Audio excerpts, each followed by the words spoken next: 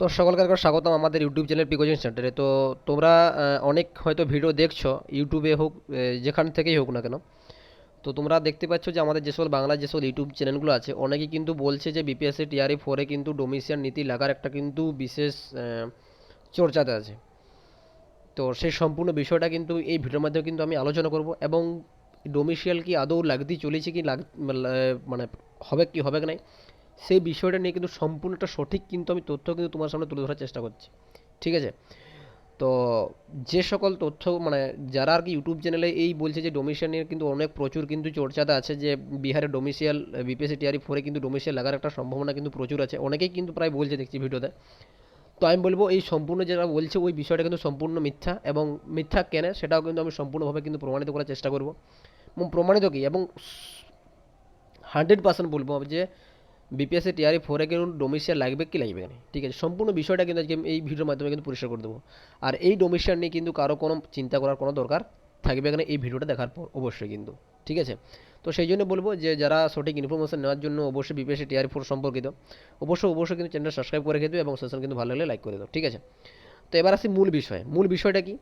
তো অনেকেই যেটা বলছিল যে বিপিএসসি টিআরই ফোরে ডোমিসিয়াল লাগার একটা ব্যাপারটা, তো এইখানে যে বিষয়টা বলা আছে এটা কিন্তু একদম অফিসিয়াল একটা নিউজ, যেটা নিউজ যেটা হচ্ছে কি হিন্দুস্তান যে নিউজ আছে ওটার মাধ্যমে কিন্তু প্রকাশিত হয়েছে।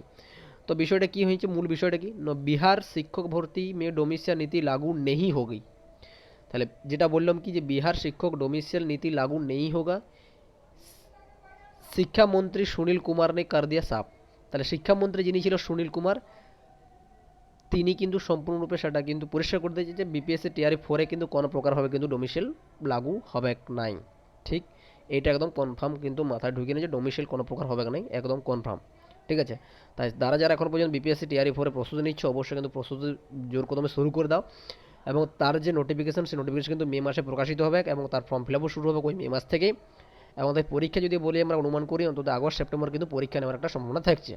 তো এবং তার সাথে বলেছে কি যে বিপিএসসি টিআর ফাইভও কিন্তু হওয়ার একটা সম্ভাবনা আছে, যদি বিপিএসসি টিআর ফোর যদি কারো না হয় অবশ্যই কিন্তু বিপিএসসি টিআর ফাইভে কিন্তু নতুন করে কিন্তু আর একটা পরীক্ষা নেবে। ঠিক, আরেকটা এখানে কি বলেছে যে বিহার বিধানসভা में बोलते हुए शिक्षा मंत्री सुनील कुमार ने कहा है कि তাহলে কোথায় বলেছে জানো, বিধানসভা, এখানে লক্ষ্য রাখো জিনিসটা যে বিধানসভাতে বলেছে কি বলেছে যে মন্ত্রী যিনি আছেন শিক্ষামন্ত্রী যিনি আছেন সুনীল কুমার ने कहा कि शिक्षक भर्ती में डोमिसियल नीति लागू नहीं की जाएगी। কনফার্ম, একদম 100% শিওর। তাহলে এই ডোমিসিয়াল নিয়ে কিন্তু আর কাউকে কোনো ভাবার কোনো দরকার নাই। তাহলে ডোমিসিয়াল কিন্তু বিপিএসসি টিআরএফ ফোরে কিন্তু কোনো প্রকারভাবে কিন্তু লাগু হবে না। ক্লিয়ার এইটুকু জিনিস?